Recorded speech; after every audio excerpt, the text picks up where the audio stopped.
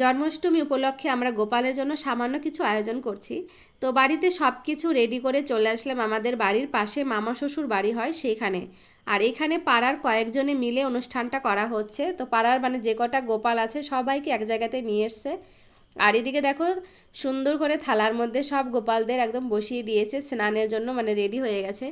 আর এদিকে অভিষেক করার জন্য অনেক জিনিস মানে এখানে রেডি করেছে, দেখো খুব সুন্দর লাগছে কিন্তু দেখতে। তো এদিকে 12টা বেজে গেছে আর এদিকে অভিষেক করাও শুরু হয়ে গেছে। তো আমরা সবাই মিলে একটু একটু দিয়ে স্নান করিয়ে নিচ্ছি। তো দেখো বেশ ভালো লাগছিল কিন্তু। আর আমরা প্রায় সারা রাত্রি জেগেছিলাম, মানে 1 ঘন্টার মতো ঘুমিয়েছিলাম।